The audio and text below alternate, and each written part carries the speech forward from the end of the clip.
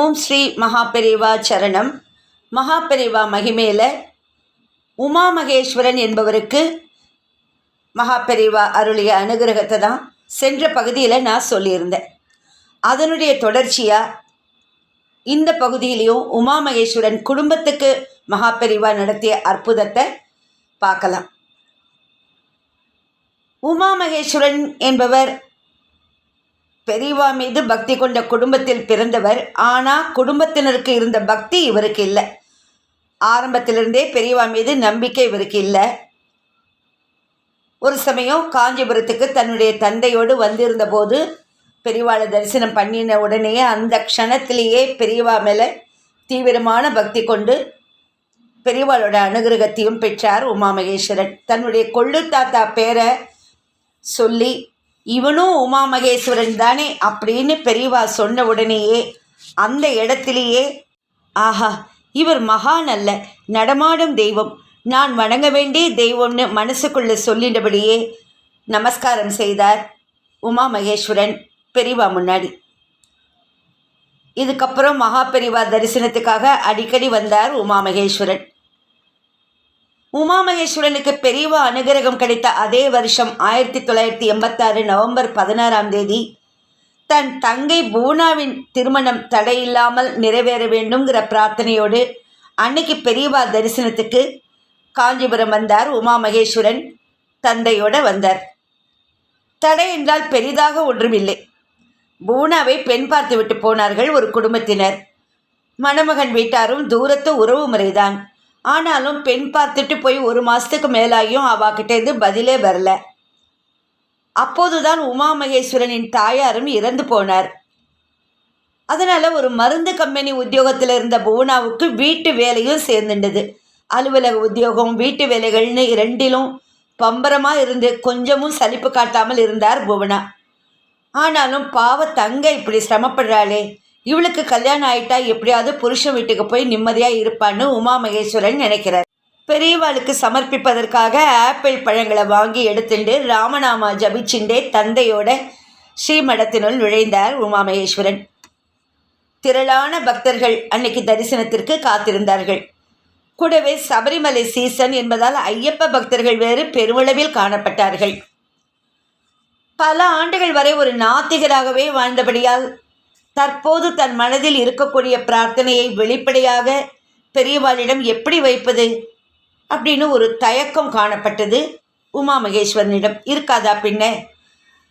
அவருக்கு முன்னால் வரிசையில் சென்று கொண்டிருந்த பக்தர்கள் எல்லாரும், பெரியவா, என்னோட அம்மா உடம்பு நன்னா தேவலையாகணும், என்னோட பையனுக்கு வெளிநாட்டில் வேலை கிடைக்கணும், எனக்கு ஆஃபீஸில் ப்ரமோஷன் கிடைக்கணும்னு தனிப்பட்ட முறையில் தங்களுக்கு உள்ள குறைகளை பிரார்த்தனையாக சொல்லி கொண்டு போயின்னு இருந்தா வரிசையில். ஆரம்பத்தில், அதாவது பெரியவா பக்தி வருவதற்கு முன் இவர்களையெல்லாம் பார்த்து கிண்டல் செய்தவர் உமா மகேஸ்வரன். அதே உமா மகேஸ்வரன் தான் இப்போது பெரியவா தரிசனத்துக்கு உடல் வளைந்து கூனி குறுகி நின்று கொண்டிருக்கிறார். ஆனால் இவர் பழைய உமா மகேஸ்வரன் அல்ல.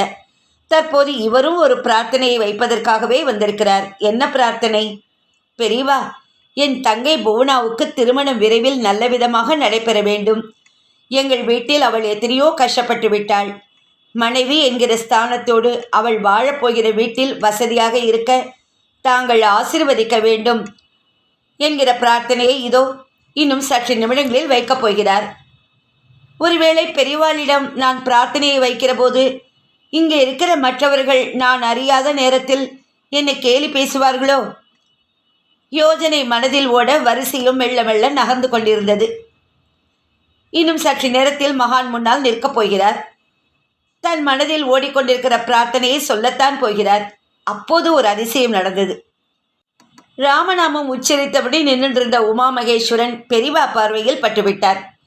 பெரியவா தன்னை கவனித்து விட்டார் என்ற அந்த நொடியே தனக்கு அனுகிரகம் கிடைத்தாகிவிட்டது என்பதாக நெகிழ்ந்து போனார். தன் அருகில் இருந்த ஒரு சிப்பந்தியை ஜாடை காட்டி அழைத்தார் பெரியவா.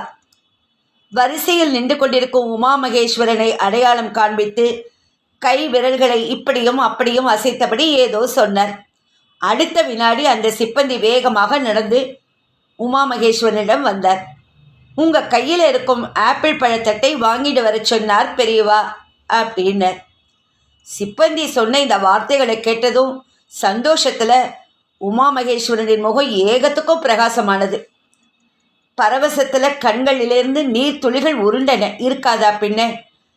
பழங்கள் அடங்கிய மூங்கில் தட்டுகளை இந்த வரிசையில் நிற்கிற பக்தர்கள் பெரும்பாலோர் கைகளில் வைத்திருக்கும் போது உமா மகேஸ்வரன் கைகளில் இருக்கிற மூங்கில் தட்டு மட்டும் ஏன் பெரியவா பார்வையில் பட வேண்டும்? ஒருவேளை பட்டுவிட்டாலும் பரவாயில்லை, இருக்கட்டும் என்று விட்டுவிட வேண்டியதுதானே? ஏன் சிப்பந்தி மூலம் உடனடி அனுகிரகம் வழங்க வேண்டும்? தான் அந்த அளவுக்கு நல்ல ஆத்மாவா? என்னுடைய ஆரம்ப காலம் எப்படியெல்லாம் சகித்து கொள்ள முடியாமல் இருந்தது என்று தனக்குள்ளே அழுகையுடன் கேட்டார் உமா மகேஸ்வரன். தட்டு கைமாறியது. அந்த ஆப்பிள் தட்டை வாங்கி வந்த சிப்பந்தி பெரியவாளின் அருகே வைத்தார். அந்த பழத்தட்டை ஏற்றுக்கொள்ளும் விதமாக அதில் தன் திருக்கரங்களை வைத்த பெரியவா அங்கே தரிசனத்துக்காக வரிசையில் நின்று கொண்டிருக்கும் மற்றும் தரிசனம் முடிந்து கீழே உட்கார்ந்து கொண்டிருக்கும் ஐயப்ப பக்தர்களை அடையாளம் காட்டி, இந்த பழங்களை அவா கிட்ட ஒவ்வொன்றா கொடு என்றார். மகாபெரிவா சொல்லி அவரிடமிருந்து இந்த பிரசாதம் தங்களுக்கு கிடைக்கிறது என்கிற பரம சந்தோஷம் ஐயப்ப பக்தர்களுக்கு. அந்த பிரசாதத்தை கண்களில் ஒற்றிக்கொண்டு பத்திரப்படுத்தினார்கள். வரிசையில் நகர்ந்து நகர்ந்து பெரியவாளுக்கு அருகில் வந்துவிட்டார் உமாமகேஸ்வரன். கைகளை கூப்பியபடி அந்த பரபிரம்மத்தை கெஞ்சலுடன் பார்த்து கொண்டிருந்தார். என் தங்கைக்கு கல்யாணம் விரைவில் ஆக வேண்டும், அதற்கு பெரியவா ஆசி வேண்டும் என்று மனதில் இருக்கும் பிரார்த்தனையை சொல்லிவிடலாமா? உதடுகள் வரைக்கும் இந்த வார்த்தைகள் வந்துவிட்டன. ஆனால் ஏனோ தன்னை அடக்கி கொண்டார். காரணம், ஒருவேளை வாயை திறந்து பெரியவாளிடம் கேட்டுவிட்டால், உன் தங்கைக்கு கல்யாணம் ஆகணும்னா ஏன் இவர்கிட்ட வந்து சொல்ற?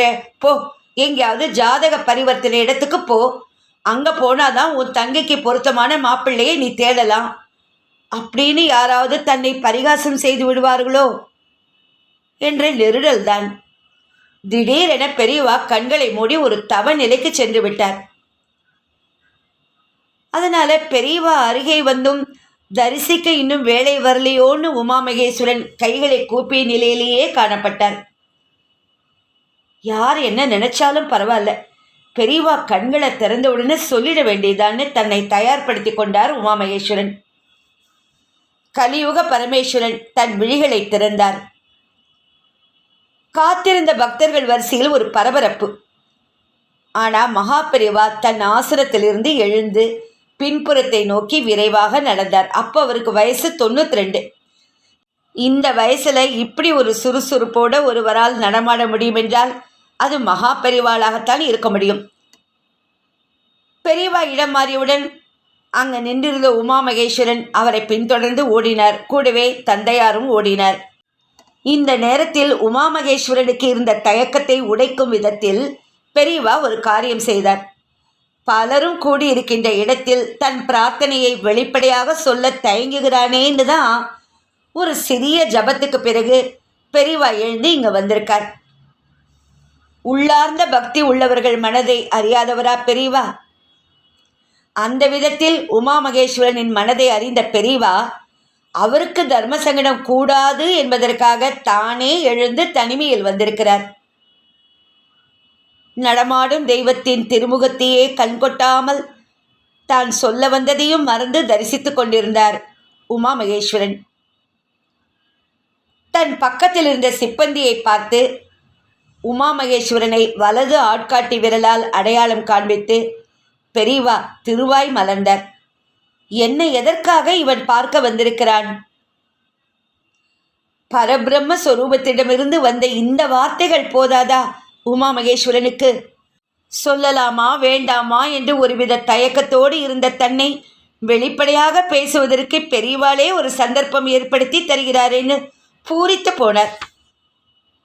அதற்கு பிறகு தான் எதற்காக வந்திருக்கிறேன் என்று சொல்ல ஆரம்பித்தார். பெரியவா, என்னோட தங்கை புவனாவுக்கு கல்யாணம் நன்னா நடக்கணும். எங்கள் ஆற்றுல அவள் பட்டுண்டு வர கஷ்டம் புதுசாக போகிற வீட்டில் படக்கூடாது அப்படின்னு சொன்னார். இதை சொல்லும்போது எந்த விதமான தயக்கமும் வரல உமாமகேஸ்வரனுக்கு. இதை கேட்ட பின் தன் வலக்கையை மேலே உயர்த்தி புன்னகையோடு ஆசிர்வதித்தார் பெரியவா. தன்னை ஆசீர்வதிக்கும் வகையில் மேலே உயர்த்தி காண்பிக்கப்பட்ட குழி விழுந்த அந்த வலது உள்ளங்கையே கண்ணிமைக்காமல் பார்த்து கொண்டிருந்தார் உமா மகேஸ்வரன். அந்த ஆசையில் தன்னையும் அறியாமல் உடல் சிலிர்த்து அடங்கினார். கீழிறங்கிய மகா பெரிவா திருக்கரம் ஒரு சில வினாடிகளுக்கு பிறகு மீண்டும் மேலே எழுந்தது. திரும்ப ஒரு முறை உமா மகேஸ்வரனை பார்த்து ஆசீர்வதித்தார். முதல் ஆசீர்வாதத்திலேயே திக்குமுக்காடி போன உமா மகேஸ்வரன் அடுத்து இன்னொரு முறை கிடைத்த ஆசி கண்டு பிரமித்து போனார். வலக்கையை உயரே உயர்த்தி இருமுறை ஆசியா, அதுவும் அடுத்தடுத்தா, எனக்கா? தடுமாறி போன உமா மகேஸ்வரனுக்கு அந்த வேளையில் என்ன தோன்றியது தெரியுமா? முதல் முறை உயர்த்தப்பட்ட வலது திருக்கரம் தன்னிடம் தேங்கி இருக்கக்கூடிய கெட்ட கர்மாக்களை போக்குவதற்கு என்று பட்டது. அடுத்த முறை உயர்த்தப்பட்ட வலது திருக்கரம் தன் தங்கை புவனாவின் வாழ்க்கை வெகு பிரகாசமாக இருக்கும் என்பதை உணர்த்துவது போல தோன்றியது. சில விஷயங்கள் சில நேரங்களில் நமக்கு மறைமுகமாக உணர்த்தப்படும். புரிந்து கொள்வதற்கு உரிய பக்குவம் இருக்கணும். பிரசாதம் வழங்கினார் பெரியவா. கண்கள் பணிக்க அதை பெற்றுக்கொண்டார். பெரியவா திருச்சன்னதிக்கு மீண்டும் ஒரு முறை நமஸ்காரம் செய்துவிட்டு உத்தரவு பெற்று வெளியே வந்தார் உமா மகேஸ்வரன். வீடு திரும்பும்போது முழுக்க முழுக்க பரவசம்.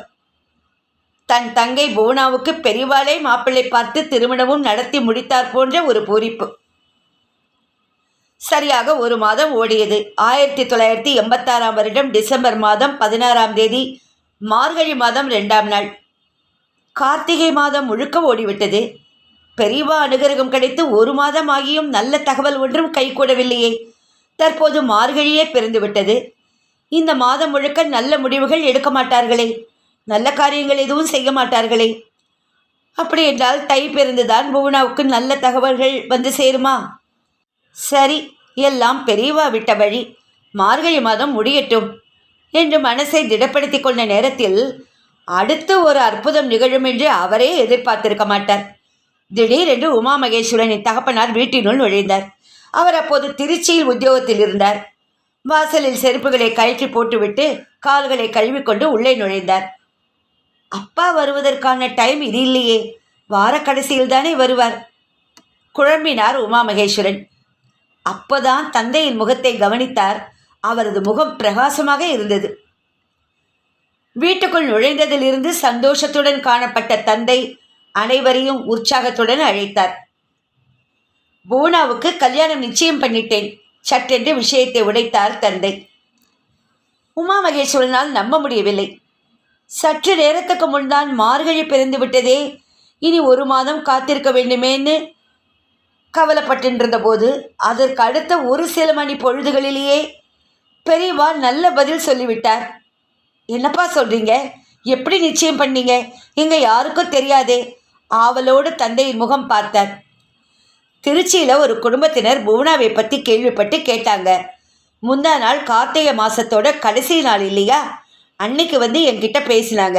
எல்லா விவரமும் பேசினோம். நம்ம குடும்பத்தை அவங்களுக்கு ரொம்பவும் பிடித்து விட்டது.